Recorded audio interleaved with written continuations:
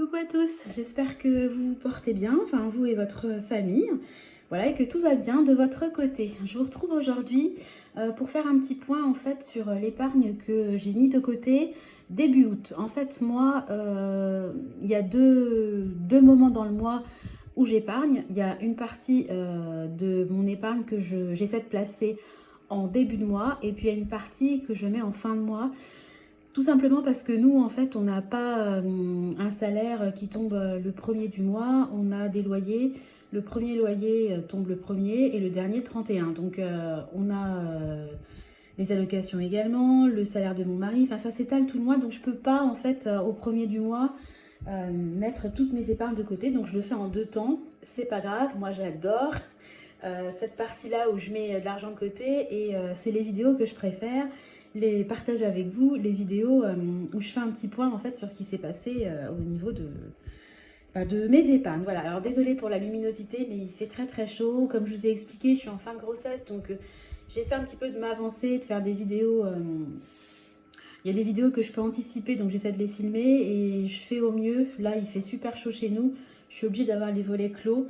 Donc je vais essayer de mettre la luminosité au maximum, mais désolée pour la qualité, je m'en excuse. Alors juste avant de vous parler de mes épargnes, dans mes dépenses prévues pour août, je voulais acheter une veilleuse pour le bébé, tout simplement pour avoir une veilleuse à la maternité et puis pas avoir des néons crus dans les yeux la nuit pour moi et le petit, et puis également quand on rentrera à la maison, puisque voilà, les veilleuses qu'on avait, on les a données à nos enfants, donc nous, on n'a pas de veilleuse dans notre chambre. Donc, j'étais partie en fait sur une vingtaine d'euros et je voulais commander une veilleuse sur Amazon, un classique, et puis ça m'énervait de devoir encore dépenser pour une veilleuse. Donc, je cogitais, je me disais, mais qu'est-ce que je pourrais utiliser? Moi, j'ai surtout pas envie d'utiliser des bougies parce que je veux pas mettre le feu à la maison. J'ai pas de... Les lampes d'appoint qu'on a, elles quand même elles éclairent de manière assez forte. Donc je trouvais pas et j'ai trouvé, je sais pas comment l'idée m'est venue, mais j'y ai pensé. En fait, je vais recycler des guirlandes qu'on utilise pour Noël. En fait, je me suis dit, au lieu de les sortir 3 semaines dans l'année et que le reste du temps, elles traînent dans un carton, et ben, je vais m'en servir. Alors, je les ai sorties. Ça fonctionne avec une télécommande, donc c'est génial. Et puis, voilà, c'est des guirlandes qui n'éclairent pas beaucoup, hein, évidemment. Donc, c'est à pile. Voilà, donc vous avez 8 modes, hein, ça peut clignoter. Enfin, c'est des guirlandes de Noël. Voilà, il y a un timer si vous voulez. Donc, on l'allume. Hop, bah, évidemment, je ne vais pas le mettre comme ça. Et moi, je le mettrai en fixe. Ou alors, à l'écran, je ne sais pas si ça rend quelque chose, mais c'est une lumière toute douce.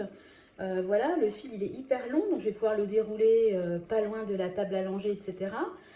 J'aurai la télécommande à côté de moi. À la maternité, pareil, ça va me servir. Donc, trop contente de mon idée. Donc, si ça peut servir à des futures et des jeunes mamans, enfin, d'ailleurs, même pour vos enfants, si vous n'avez pas de veilleuse, ben, ça peut être bien aussi de recycler les guirlandes de Noël et de les utiliser toute l'année au lieu de les utiliser juste quelques semaines dans l'année.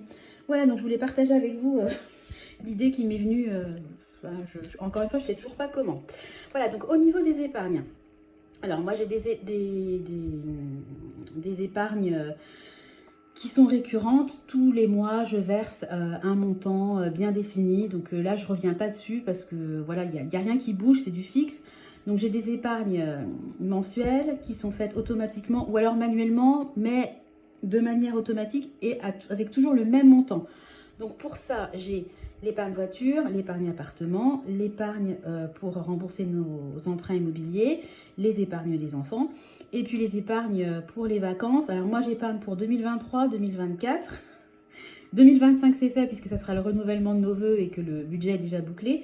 Et 2026, en sachant que bah, le paquet est mis sur 2023, entre guillemets. 2024, 2026, je les remplis un petit peu. Et puis dès que l'objectif de 2023 sera atteint, et ben, je rebasculerai plus d'argent sur 2024 et 2026. Voilà, donc ça, c'est mes épargnes. Voilà, coûte que coûte, on va dire, qui sont mises en place. À côté de ça, j'ai des épargnes, j'ai plein d'épargnes, vous savez, pour l'électroménager, pour le remplacement de mon téléphone, etc. etc. Et bah, tous les mois, j'essaie de placer de l'argent sur les épargnes temporaires, comme j'appelle ça. Donc ce mois-ci, épargne entre guillemets exceptionnelle, puisque mon mari a eu une prime de vacances qui était un petit peu plus de 500 euros. J'ai plus le montant exactement en tête. Donc cette prime de vacances, comme on ne part pas en vacances, bon, on a décidé de l'épargner. Excusez-moi, je cherche mes mots. Donc en fait, au 5 août, j'ai placé sur les 500 euros de prime, j'ai placé 283 euros sur l'épargne bébé. Donc je vous rappelle que l'épargne bébé, moi je vais m'en servir, c'est la prime de naissance que j'ai placée sur mon épargne bébé et là la prime de vacances, une partie. Et cette épargne-là, en fait, elle va servir à payer tout ce qui est lait en poudre et couches en promotion, etc. Voilà, comme ça ne rentrera pas dans mon budget alimentation hebdomadaire. En fait, à chaque fois, je décaisserai, à chaque fois que j'achèterai des couches ou du lait, je décaisserai l'argent de cette épargne-là. Donc, à la base, il y avait 500 euros qui étaient prévus pour les achats bébés. Les achats bébés ont été faits. Et puis, bah voilà, là, j'arrive à mon objectif. Mon objectif, c'était, je crois, 1200 euros. Donc, objectif atteint. Voilà, donc la prime de vacances, je ne l'ai pas divisée spécifiquement en deux. Parce que vous voyez, j'ai pas mis 250 euros, j'ai mis 283 euros. Tout simplement parce que, voilà, moi, je suis... je veux un compte rond, je ne pouvais pas avoir un montant qui ne se termine pas par un 0 ou un 5. Donc voilà, donc une partie de la prime de vacances de mon chéri a été placée sur l'épargne bébé. Et puis, j'ai placé également, enfin je vais placer, ce que je vais le faire avec vous, 250 euros sur l'épargne, le descente enveloppe, le défi où on doit réussir à atteindre à la fin 5050 euros. Donc je rappelle que moi, ce défi-là, je le booste en ce moment puisque comme on ne veut pas mettre la moitié de 10 000 euros, hein, on ne veut pas partager les frais avec notre voisin qui a décidé de raser sa haie et de mettre un mur en or massif. On va pas payer 5 000 euros pour faire un mur, c'est clair et net. Il y a déjà un mur de séparation, un muret. Donc nous, de notre côté, on va végétaliser le jardin pour avoir plus d'intimité. Donc voilà, qui dit pot, terreau, bambou. En plus, on va essayer de regarder des plantes qui résistent à la sécheresse parce que vu comment ça se profile, il faut quitte à investir, on veut que ça dure dans le temps. Donc ça va quand même nous coûter de l'argent. Donc on s'est dit qu'on allait, mettre le paquet, entre guillemets, sur cette épargne-là. Et je mets l'argent destiné, excusez-moi, ce projet-là, sur le défi des 100 enveloppes. Voilà, donc j'ai décidé de mettre 250 euros.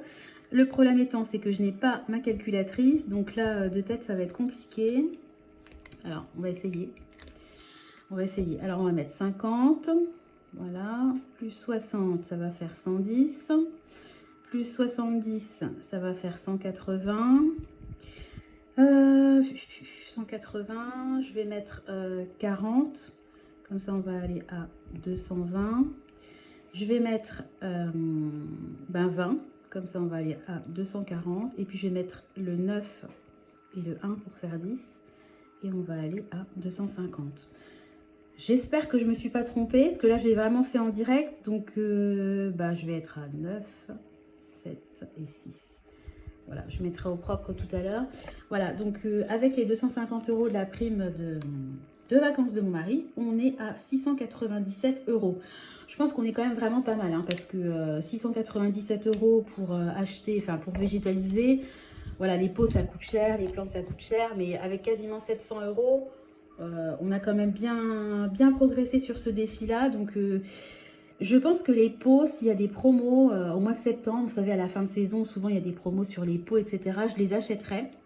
Et après, tout ce qui est plantes, terreau, etc., on le fera au printemps prochain parce que l'hiver, on ne va pas squatter le jardin, on n'a pas besoin d'être protégé plus que ça. Et puis après, voilà, on veut végétaliser pour que ça soit joli, pas avoir vu plus tard sur un mur, mais il n'y a pas d'urgence non plus, hein, ils n'ont pas une vue plongeante sur notre jardin. Il y a quelques petits points en fait qui nous dérangent parce qu'effectivement quand ils ouvrent leurs fenêtres, comme ils sont plus en hauteur, il y a un côté en hauteur par rapport à notre jardin. C'est ces points-là en fait qu'on veut masquer. Après le reste, on ne va pas végétaliser tout le long du mur. Donc voilà, on se donne le temps de la réflexion. En tout cas, on sait qu'on va le faire et on sait qu'on va avoir besoin de pots larges et hauts. Donc si je trouve des promos au mois de septembre, clairement, je vais m'y attaquer. Alors ensuite, j'ai rempli en début de mois, j'ai mis 25 euros sur, je suis en train de chercher, voilà, sur mon défi des jours fériés. Voilà, donc on va rajouter 25 € et on sera à 175 €. Pareil, je mettrai au propre. Voilà, il ne reste plus tant que ça hein, des jours fériés. Hein. Voilà, excusez-moi, j'ai bugué. Et puis enfin, la dernière épargne que j'ai remplie, voilà, c'est un dépôt au mois d'août de 130 € pour la régule. Parce que vous savez que moi, je suis un peu la parano de la régule qui peut arriver sur tout ce qui est gaz et électricité. On a eu l'année dernière une énorme régule au niveau des impôts. J'ai toujours pas compris d'ailleurs, j'ai toujours pas eu l'explication du pourquoi du comment. Ça m'a traumatisée. Donc depuis l'année dernière, je mets de l'argent de côté pour anticiper les régules éventuelles. Donc les impôts, ben, on n'a pas eu de régule, on a eu une régule en notre faveur. Donc on a eu un peu d'argent qui nous a été versé, je crois que c'était le 21 juillet. Hein. Il y a deux dates de versement pour les personnes concernées, une fin juillet, puis une qui arrive, je crois, ou qui vient d'arriver pour les foyers concernés. Voilà, donc l'objectif à la base c'était 1000 €, mais je la continue parce que je me dis que les prix peuvent tellement exploser s'il y a un retour de bâton, enfin s'il y a une régule, voilà, bah, tout simplement, sur le gaz et l'électricité, que ça peut faire hyper mal. Alors, théoriquement, il ne devrait pas y avoir de régule. Le gouvernement l'a annoncé, mais j'ai quand même une certaine méfiance sur les annonces gouvernementales, donc je préfère anticiper et je ne mets pas de limite. Si vous voulez, je partais sur 1000. Si j'arrive à 2000, 3000, je m'en fiche, c'est de l'argent qui reste. De toute façon, malheureusement, des régules, ça tombe à un moment ou à un autre. Moi, psychologiquement, ça me rassure. Alors, peut-être qu'à un moment donné, voilà, évidemment, je ne vais pas aller jusqu'à 10 000 €. Hein, à un moment donné, je vais m'arrêter. Mais bon, j'attends 2023, j'attends de voir ce que ça donne, cette histoire de gaz et d'électricité. Et ensuite, j'aviserai. Voilà, donc voilà les épargnes que j'ai fait en début de mois. Et pour la fin du mois, j'avais fait une petite fiche et je vais vous dire ce que j'aimerais mettre de côté. Je voudrais mettre 20 € pour l'entretien de la voiture. Je voudrais mettre 80 € pour Noël. Je parle pas fort. Je voudrais mettre 50 € pour le repas de Noël qu'on organise une fois tous les 3 ans. Donc je suis contente, cette épargne-là, elle stagnait depuis des mois, elle commence ça y est à bien évoluer. Je voudrais mettre 40 € dans mon épargne anniversaire. Je prévois à peu près 50 € pour mon fameux défi des 2 €, qui est aléatoire, hein, c'est en fonction des paiements que je fais en carte bancaire, donc je ne peux jamais savoir combien je vais mettre pour le mois. 50 €, ça me paraît une bonne moyenne. Je veux également remplir mon défi 2022. Vous savez, tous les mois, on met 22 €, donc ça, c'est prévu. Et puis pour mon défi des 100 enveloppes, là, c'est du plus, clairement, il y a une prime qui est tombée, on a décidé de la placer là. Mais depuis le mois dernier, toutes les semaines, je mets 5 € sur ce défi-là. Le but, c'est de mettre 20 € obligatoirement par mois pour faire progresser d'office ce défi. Parce que ce défi, je l'ai quand même commencé en septembre 2021. Il était vraiment inactif, on va dire. Et puis, bah voilà, le coup du voisin m'a redonné un petit coup de boost. Et moralité, en fait, pour que vos défis, vos épargnes, etc. fonctionnent, et ben, il faut avoir un but. Si vous n'avez pas de but, celui-là, j'avais pas de but en fait. Je le trouvais bien, le défi des 100 enveloppes, je le trouvais mignon, j'adore le tracker, mais j'avais pas d'objectif en fait qui était lié à cette épargne et en fait il stagnait. Depuis que j'ai un objectif, autant vous dire que la motivation est revenue. Voilà, donc voilà, j'ai fait avec vous le petit point concernant l'épargne de début de mois. On se retrouve pour ce sujet-là en fin de mois. Et puis en attendant, bah, comme d'habitude, hein, je vous donne rendez-vous très prochainement dans une vidéo, bah, comme d'habitude, sur le thème du budget, des économies, de l'épargne, et puis aussi des retours de courses. N'hésitez pas à vous abonner si mes vidéos vous plaisent, à mettre un petit commentaire, à liker. Voilà, j'aimerais quand même que ma chaîne se développe. J'essaie vraiment d'y mettre du mien et puis de la faire vivre, de l'alimenter régulièrement. Donc bah, si ça vous plaît, n'hésitez pas à vous abonner. Voilà, en attendant, je vous fais à tous des gros bisous. Puis je vous donne rendez-vous comme d'habitude très prochainement dans une nouvelle vidéo. Bye bye!